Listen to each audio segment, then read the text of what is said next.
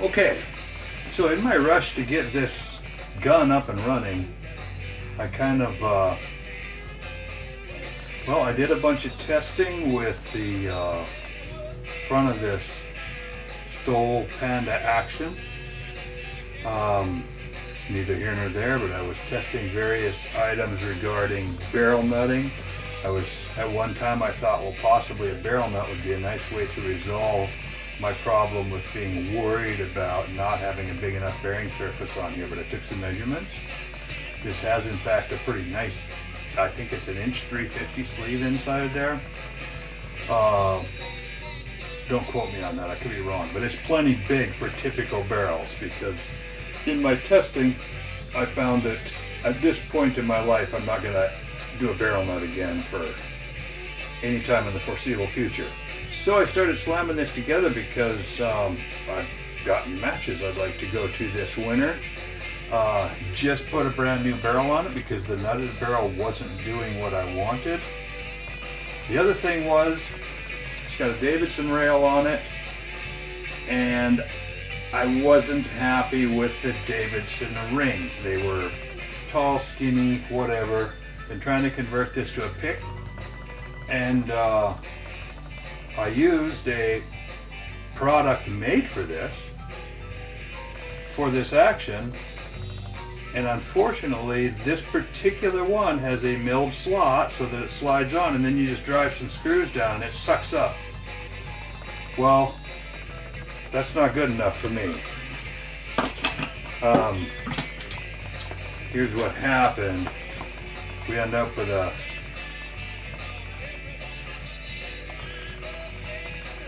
let's just call that the Davidson base, and the thing that was made to convert it to Picatinny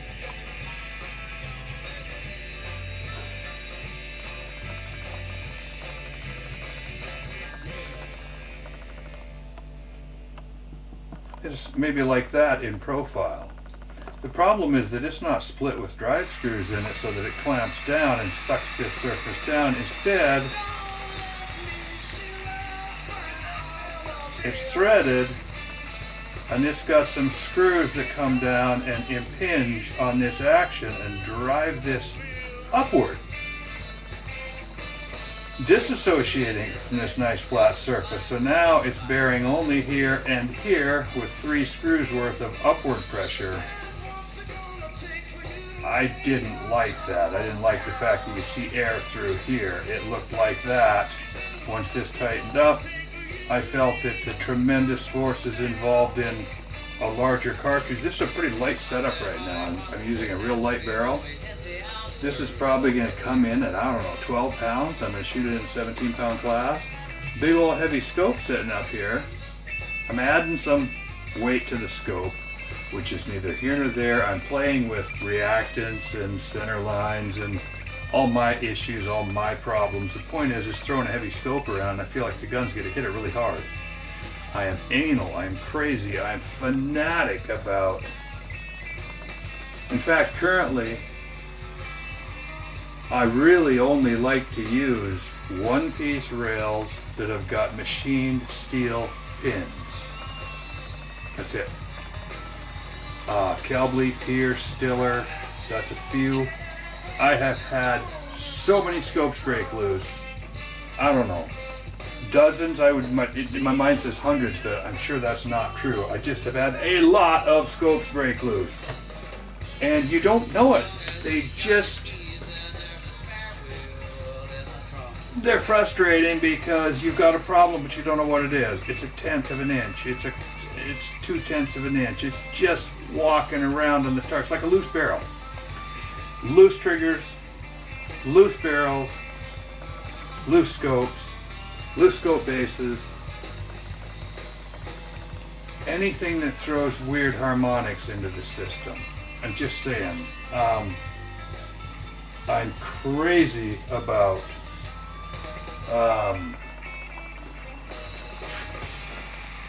I guess I'm just too crazy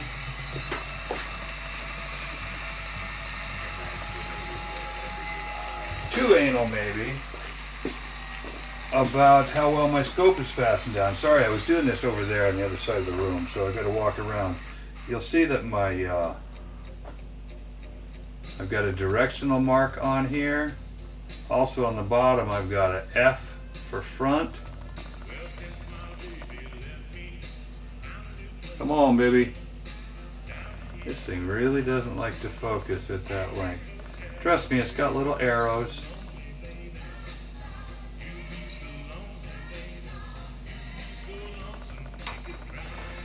Anyway, I got over here and started juicing this thing up to check the lap, because I've just changed out the bases on it. I made bases. I made a rail assembly out of some cheap Chinese BB gun rails. I didn't know what else to do. I searched everywhere that I could to find a Davidson rail. And the funny thing is, people know this kind of stuff. Here's a scope checker that I've got Picatinny mounts built for, and this is a standard of my life. You'll notice that this Davidson rail has got not only a slot cut here, but then there's a relief slot cut here simply to make this flex. And this is the true beauty of Charlie Hood. Let me go back to some of the original Davidson bases. Here's old school. We won't name names. Those of you that know that'll know. Those of you that won't. Here we have a nice base. Got the slot cut. When I got the base, it had a big old screwdriver divot in it, because the way these are used is you got a nice slot, but there's not a whole lot of flex up here, so you almost have to take the top ring off to get the flex open. But that's an aside. You drive a screwdriver in there and wedge it out enough to get it out of the Davidson base. This, by the way, is one of the sets that's, I mean, other than the fact this one's also too small, but I'm using this to show a modification that I make to these. Slotted correctly, drive screw correct, fits on, clamps down correctly, sucks down tight, all good. The problem is that driving the screwdriver in is an abomination. So what I've done with these through the years is I didn't even have this before I had a mill. This is years ago. I put it on the drill press and drive a hole through it. Now I can screw the screw back out, poke something in there, hand tighten the screw, spreads the Davidson base, slides right on. Pull out the thing, loosen the screw, boom, tighten the screw, golden. The problem was that, again, this is a big heavy scope. Didn't like the single screw part, didn't like the short part. Couldn't access the size and height that I wanted at the time. So, and also couldn't find a converter rail that worked. I'm not going to take a Charlie Hood and cut this thing off on the bandsaw just to make a base for. The thought crossed my mind, so that's the only reason I bring it up. So I searched everywhere to try to find a clamp down rail system that worked this way. There you can see it. Look at those pivot points. That's a well thought out device. Works beautifully. It's if you're going to shoot, it's a fact of life. You better be checking scopes. So anyway, I used that just to illustrate what I was looking for. Couldn't find it. Maybe just didn't search far enough. So I decided to come and make something, modify some junk from my drawer. I got them down. I had to mill these to get them into where I wanted them, then bed them onto here permanently. They're set for Picatinny spacing, that's why there's a hole in between here. Now I'm putting some lightweight Picatinny rails on there. Cheapies, 3 screws. Cost is really not the issue one way or the other, but I put them on, I've shaken them in, I've set them where I wanted, I've tightened them down, tighten, loosen, tighten. I've got them where I want them. These particular rings have been used on 2 or 3 setups in the past. They were lapped onto this gun at one time. They've been used. When I put this scope back on, it's going to be within an inch. But in the meantime, I had screwed these onto this gun the first go around and found out that they were too wide for the Davidson rail. They tightened down nicely, but under extreme pressure, they would move.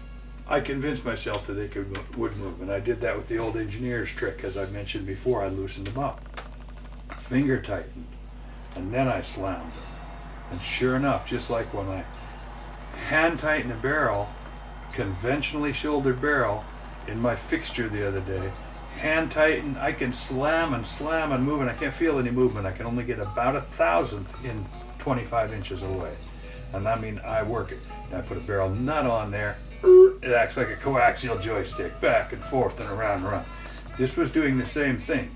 It was not tight the way I want. So I got these to where I can take readings on them. The bases are not moving. They're aligned as well as my mill and a Davidson rail, integral rail can be, but that doesn't mean to me that they're truly aligned. So I'm not going to count on the alignment of them. So, got them down. I'm wasting time here because my stupid dicum's not wanting to dry. I'm about ready to drop my lapping rod in there, but I dicumed them up just to find out how far off they were. The last time I changed these from one setup to another, dropped my lapping bar in there, whew, it was good. Touched it just a little bit and it was round. Now this one, we'll see. I'm gonna go get the lapping equipment and come back. Hopefully that pool right there will be dry.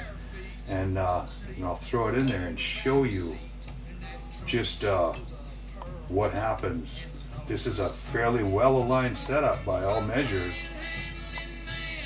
Some would say one piece is better, some would say, you know, the sky is green. So it is what it is, but it's we're gonna find out how close it is.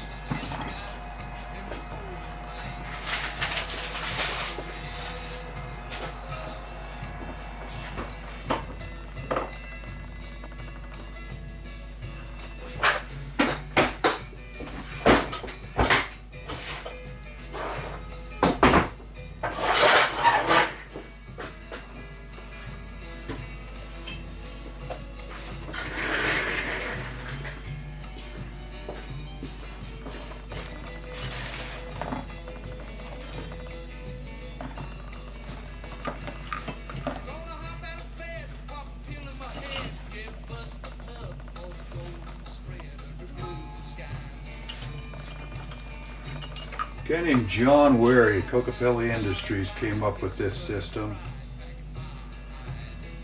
I may be wrong on the name, but the Kokopelli part is right. This is the most brilliant. These happen to be the wrong size, my 34 millimeter. I don't even know, I have 30s and I have 1 inch. But these go into a set of bases or rings, and if there's misalignments, it easily shows. You've got tactile, you can stick you can look through there. Everything shows up because of the genius of smoothly machined surfaces and 90 degrees. This is how you set or check a set of scope rings. The retards out there at other companies have got sliding bars, multiple sleeves, tolerances all scabbed together, points come together to 2 points. How stupid is that? Those 2 points could be anywhere in space. You make those points touch, you can go slide back and forth. Ah, the points line up. Boom, there we go. Ridiculous. But my guess is that the company in question doesn't want to pay John Wary royalties or Kokopelli royalties, so I've got a quick, easy redneck answer to that because this is my channel and I can say what I want. Screw them. Anyway, this is dry enough. I'm just going to lay this in here, wiggle it a little. There, here, here, there. Got a pretty rough compound on here right now. Well, I shouldn't say that. That right there is a pretty fine indicator. Dry dicum on a machine surface is not exactly. Let's see what we get here. Mainly I'm just marking. Well, that's a lot closer than it could be. Y'all can't see.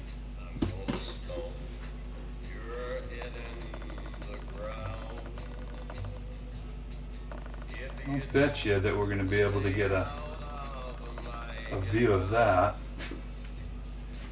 So I'm going to throw a little compound on here, pop that a little bit more, and I've actually illustrated what it was that I wanted to illustrate. And that is that rings are not round. They tighten differently. For instance, this was completely perfectly full, true, and round on the last setup. This base evidently has got a thou or two of run out. Tighten that screw up and it probably flexed this way or flexed, I don't know. All I know is I'm getting 2 streaks in it now. I doubt that it'll take more than about 5 strokes to clean it up.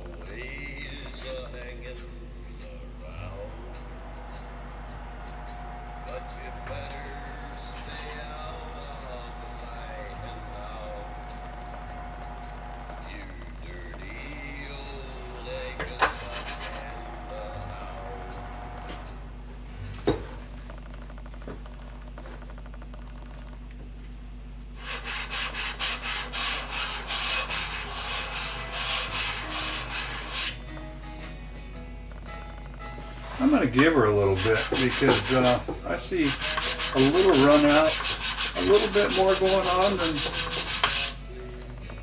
Okay, now already that quickly I'm down to 80% here. I've got a little corner open here, a little corner open here that you can't see. Oddly enough, the same thing's happening here. So, the 4 strokes I was definitely wrong about. Now I got to spin on it.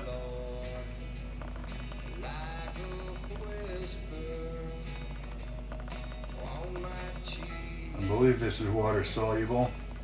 Spit works anyway, so either I've got a foul sputum or it's water soluble. I think an argument can be made for either.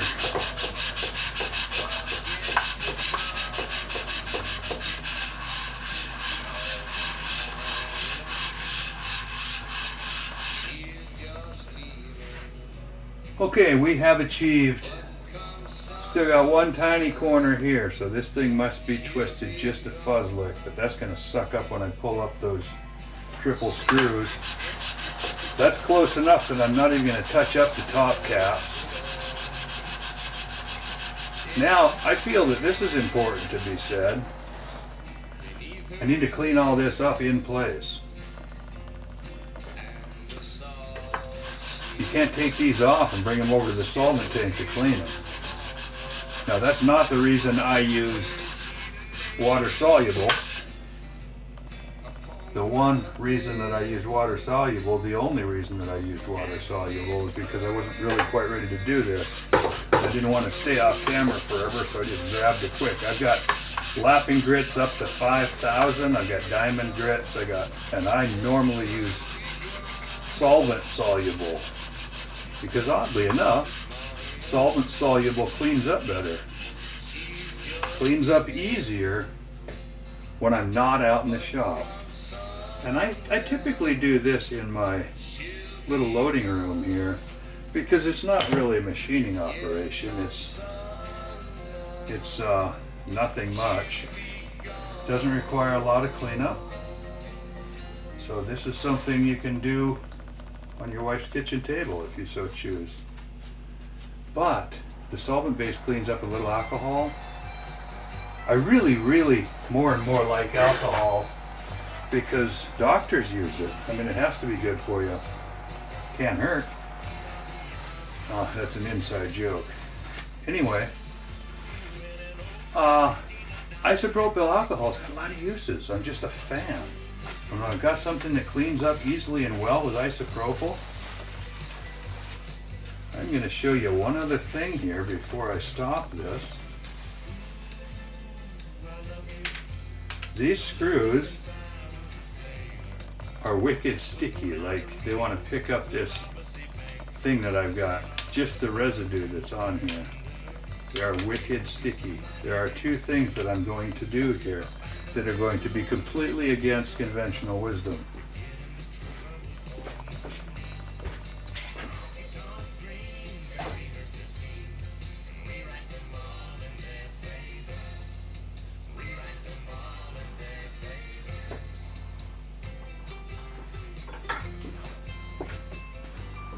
Okay, that's a little weird. I could only find one of the things.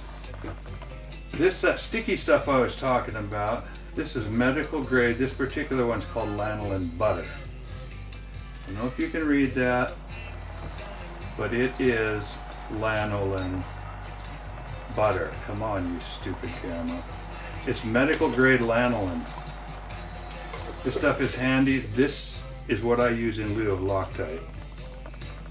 Loctite people can say what you want.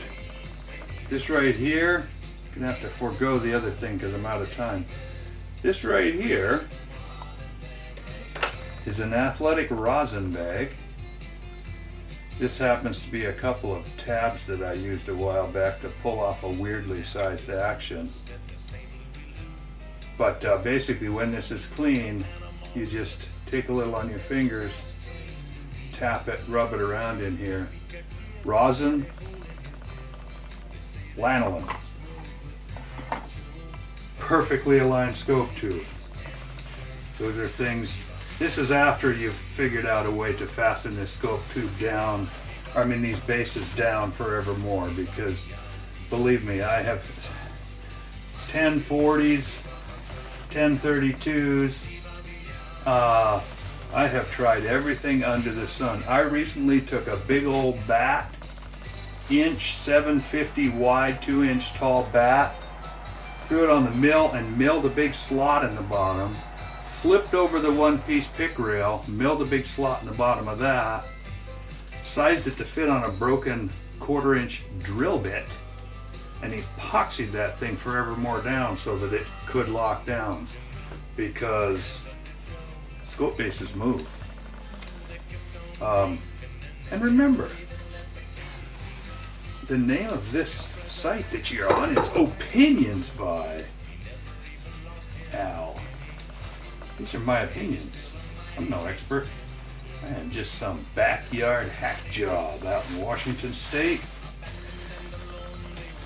Learning as I go, learning from other people, learning certain things that disagrees with everything in the public consciousness, so writing some of it down so that my forebears can look back and say, that guy was an idiot. So without further ado, I'm going to go ahead and mount a scope in here as we go, but I just wanted to show, I'm going to mark this. I'll do this quick. Shit, maybe I have time. R. Front, in case it ever has to come off.